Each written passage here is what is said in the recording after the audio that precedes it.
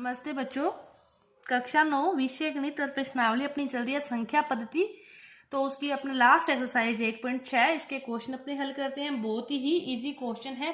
तो देखो क्या दे रखा है कि ज्ञात करना है 64 सही 1/2। इसको हल करना है। तो अब देखो 64 को क्या लिख सकते हैं। आपको याद होगा पहले 8वीं 7वीं में आपने गुणनखंड किए थे। तो 64 को क्या लिख सकते हो, या तो फिर 2 के गुणनखंड में लिख लो या फिर आप इसको 4 के गुणनखंड में लिख सकते हो।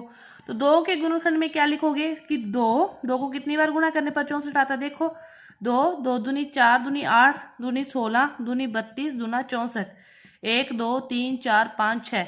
मतलब 2 की घात क्या लिखेंगे 6 1/2 इस प्रकार लिखते हो। तो फिर ये दोनों घातों के बीच में कौन सा निशान होता है, गुना का। इससे ये कट गया तो आपका उत्तर क्या आ गया 2 की घात 3 आ गया। इसी तरह देखो दूसरा क्वेश्चन क्या दे रखा है 32 को लिखना है। तो 2 दूनी 4 4 दूनी 8 8 दूनी 16 16 दूना 32 32 के लिए कितने चाहिए 5। तो 2 की घात 5 बाहर है 1/5। तो इनके बीच में गुना का निशान 5 से 5 कट गया। तो 2 की घात कितना बच गया 1।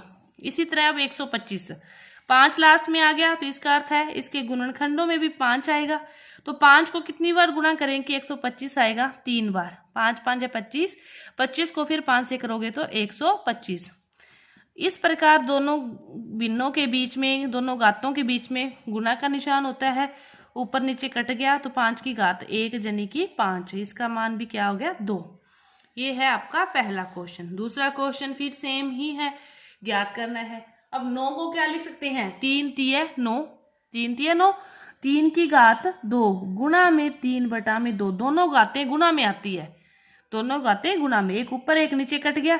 तो 3 की घात 3 हल करके लिखना है। तो 3 तिय 9 9 तिय 27 कितना उत्तर आ जाएगा 27। इसी तरह इसको हल करोगे 32 को भी अपने देखा 2 की घात 5 लिख सकते हैं। तो 2 की घात 5 गुना 2/5 5 से 5 कट गया। 2 की घात 2 2 की घात 2 2 को 2 से गुना किया 4। 16 को क्या लिख सकते हो 2 दूनी 4 4 दूनी 8 8 दूनी 16। 2 की घात कितनी लिख सकते हैं 4 गुना में 3/4 4 से 4 कट गया 2 की घात 3 2 दूनी 4 4 दूनी कितना आ गया 8। 125 को 5 की घात 3, लेकिन ये किस में है माइनस में है। तो पहले इसको प्लस में कर लो। 125 की घात 1/3 माइनस का अर्थ है इसको ऊपर लेगी, अपने नीचे लिख लिया। तो फिर इसको 105 1/3 3 से 3 कट गया तो क्या आ गया 1/5। इसका उत्तर क्या आ गया 1/5। अब इसी प्रकार इसको सरल कीजिए। आपको घातों के बारे में 8वीं में 7वीं में भी इसके नियम आए हैं ना, तो उनको आपने समझा है तो आप आसानी से हल कर सकते हो। नहीं समझा तो भी अब समझोगे तो आपसे हल हो जाएंगे। बेस समान हो तो घातों का क्या होता है जोड़ होता है। बेस को एक बार लिख के घातों के बीच में प्लस का निशान। बेस समान है तो घातों का क्या होता है जोड़। अब 2 का 2 इनको भिन्न को वैसे ही हल करते हैं लेस से लेकर, चाहे घातों के रूप में है चाहे किसी रूप में है। 15 3 5 15 5 दूनी 10 और 5 3 15 3। तो 2 की घात 13 में कितनी आ गई 15। इसको हल करना है। इस प्रकार घातें होती है तो वो गुणा में होती है। मतलब इस प्रकार घातें हो बेस समान हो घातों के बीच जोड़ आएगा। इस प्रकार घातें हैं तो गुणा में है 1/3 गुना, ये भी 7 ऊपर ही है तो 1/3 की घात 21 ऊपर की लिखना है। तो 3 की घात -21। तो इसको देखो एक घात तो ऊपर है, ठीक है, इसको ऊपर लेके जाएंगे तो माइनस में जाएगा। नीचे से घात को ऊपर लेके जाते हैं तो माइनस चिन्ह, ऊपर से नीचे लेके आते हैं तो भी माइनस, ठीक है। अब बेस समान है, ये वाला क्वेश्चन बन गया।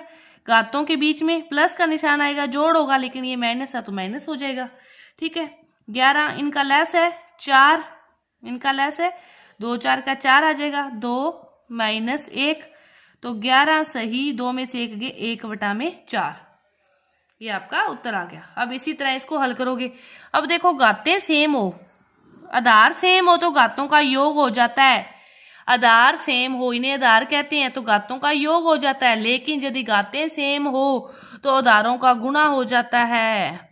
इसका उल्टा, आधार सेम हो तो घातों का योग हो जाता है, लेकिन यदि घातें सेम हो तो आधारों का गुणा हो जाता है। 7 8 56 की घात 1/2 2, 56 की घात को लिख देंगे 1/2। तो ये आपकी जो प्रश्नावली है पहली संख्या पद्धति पूरी हुई। धन्यवाद।